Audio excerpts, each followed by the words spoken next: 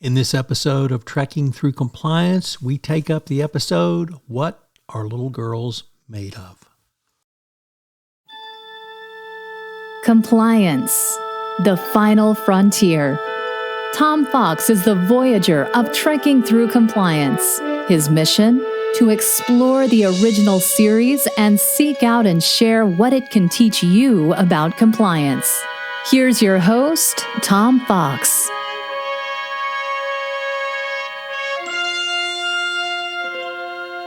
Episode 7, What Are Little Girls Made Of? Start 8, 2712.4. After the Enterprise travels to planet Exo in order to investigate the fate of Dr. Roger Corby, Nurse Chapel's former fiancé, security guards Matthews and Rayburn are both killed after beaming down with Kirk and Nurse Chapel.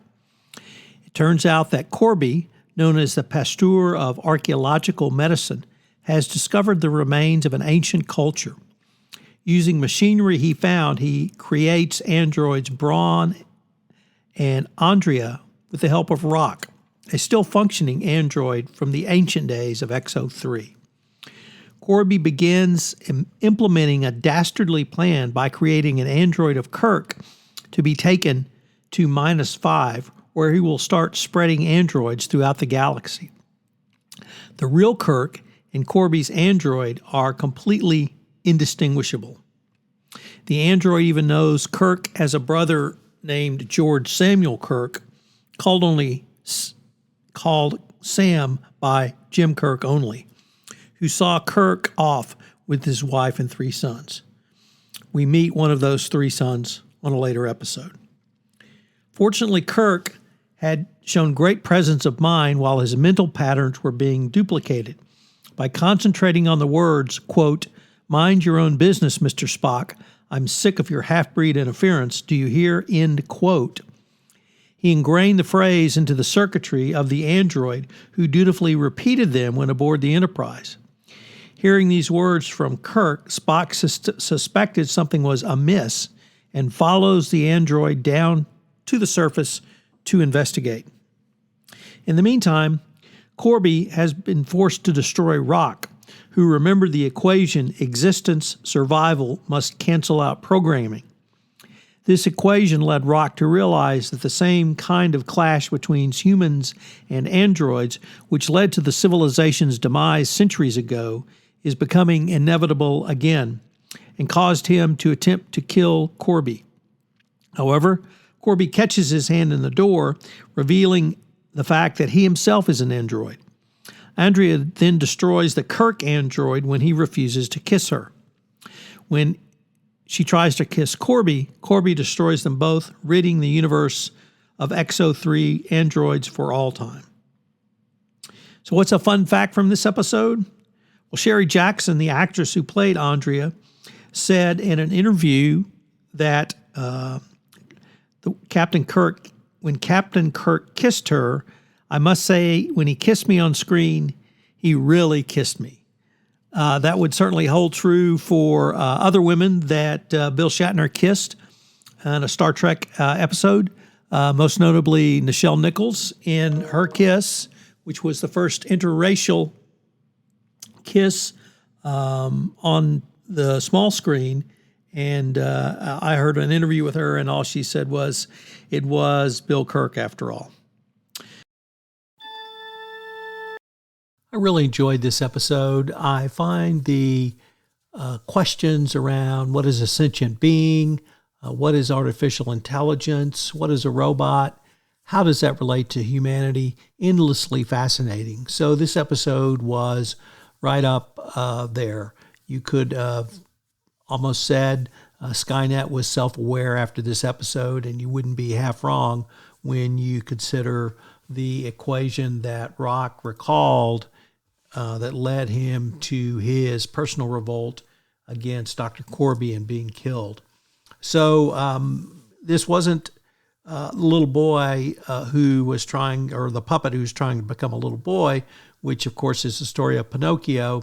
This was sentient beings, or at least robots, who thought they were sentient, who had the opportunity to integrate in with the human race, and unfortunately for Dr. Corby, take it over.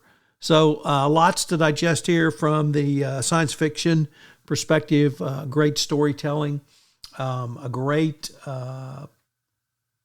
script, and great acting, particularly by Ted Lang, who played Rock as well.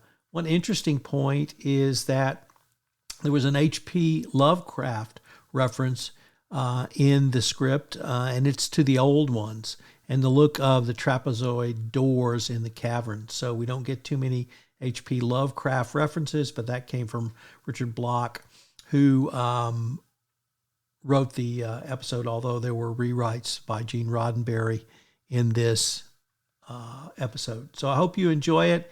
It's got some interesting compliance lessons, which we will explore in the next segment. There are multiple compliance lessons to be learned from this episode of What Are Little Girls Made Of? Number one, transparency and disclosure. Dr. Corby failed to disclose the full extent of his android research and the existence of his android duplicates. Compliance practices dictate that organizations should be transparent in their activities, especially those that could pose significant risks or have significant reputational implications down the road. Number two, data privacy and security. The android's duplicative ability to impersonate Dr. Corby raises concerns about data privacy and security. Think about data privacy that could be duplicated in your organization, for instance. Compliance frameworks often emphasize the importance of robust internal controls, identity verification, and data protection measures to prevent unauthorized access and impersonation. Number three, ethical considerations.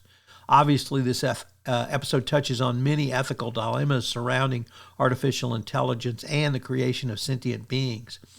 Compliance programs should incorporate ethical guidelines and principles to ensure that technological advancements align with organizational values and societal expectations. Number four, risk assessment and mitigation. Dr. Corby's experiments with androids and his attempt to replace human crew members with android duplicates demonstrate the importance of thorough risk assessments and mitigation strategies. Compliance professionals should be vigilant in identifying and addressing potential risks and technological and operational issues. Number five, regulatory compliance. Depending on your jurisdiction and industry, the development and deployment of advanced technologies like androids might be subject to specific regulations or guidelines. Compliance professionals should stay informed about relevant regulatory requirements and ensure that organizational practices adhere to them. This episode highlights the need for transparency, data privacy, ethical considerations, a robust risk management framework, and regulatory compliance in the face of evolving technologies. By learning from this cautionary tale, compliance professionals can help organizations navigate the complexities of an increasingly digital and interconnected world going forward. If you enjoyed this episode of Trekking Through Compliance, you can help it grow by sharing it with the biggest Trek fan you know.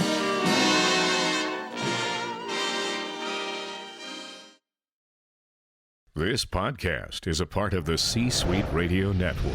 For more top business podcasts, visit c-suiteradio.com.